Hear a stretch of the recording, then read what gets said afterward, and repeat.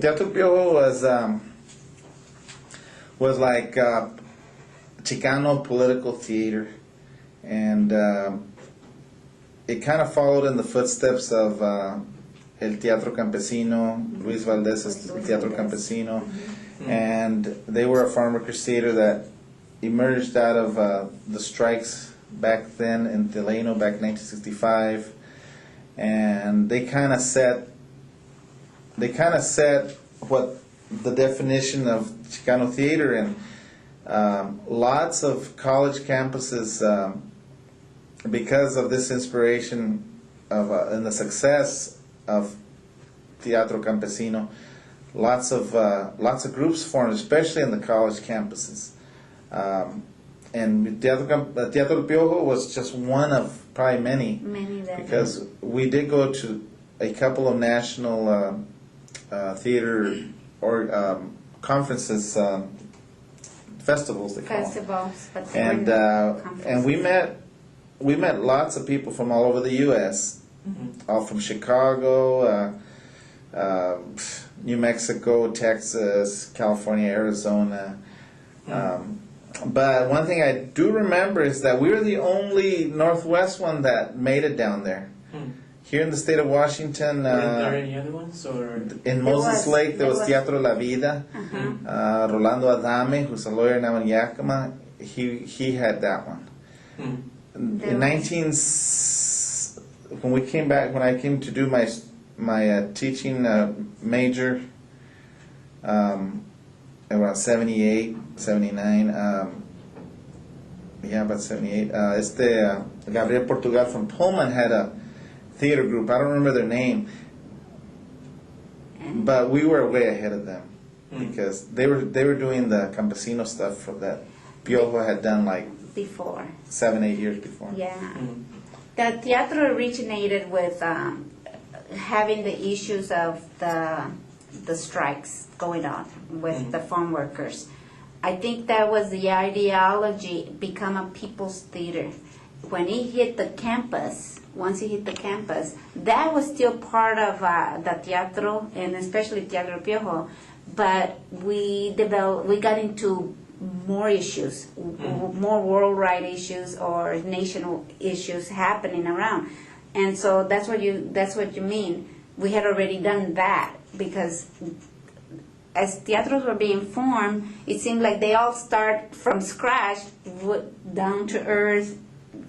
Issues that have to do with farm working families. Then all of a sudden, the issues are Marxism or whatever, thorough thinking issues. And I think Teatro Piojo evolved in that way. Well, too. it was together long enough to evolve in that way and do exploring and different types of theater, of presentations. But when I was involved, I think during those years, I felt I was more down to earth than into the world issues. We were still hitting the same issues of our upbringing experiences. Well, for one thing, people were not used to seeing any bilingualism or even Spanish. The only thing we had in Spanish was radio programs. They would play music, Mexican music, some Chicano music. Only at certain hours of the day. And we'd have like 1 hour programs, 2 hour programs. Even up into the 1970s, Radio Cadena was the first full-time radio program. Radio station that had full-time Spanish broadcasting. And that did not happen until 1980.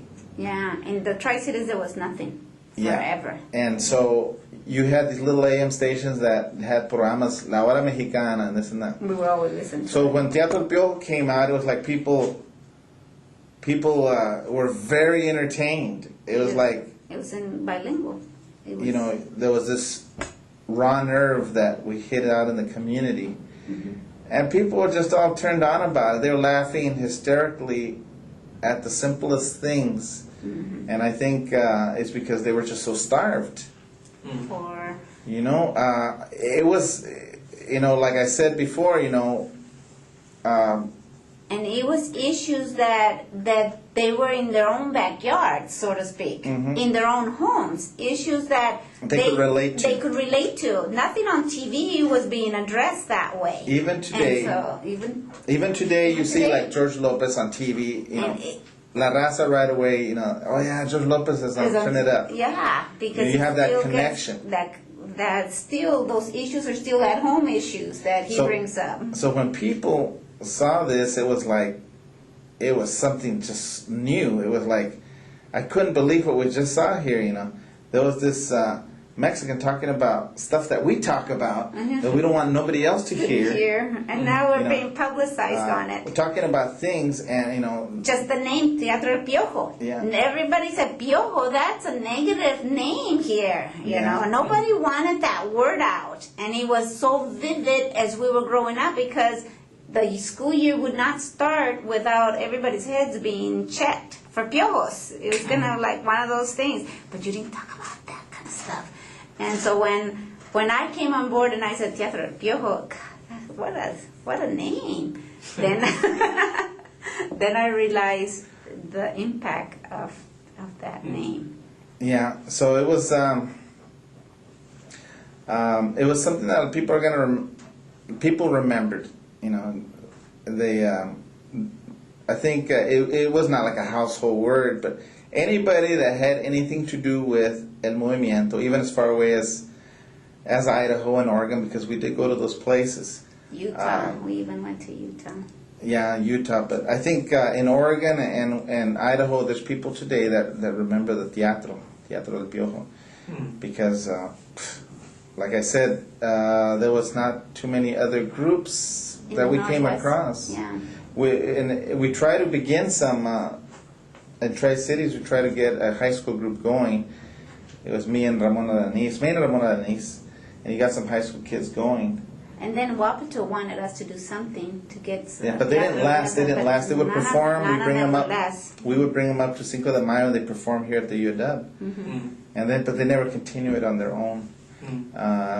One of them came up, and she became part of Teatro Piojo later on from that group in Pasco.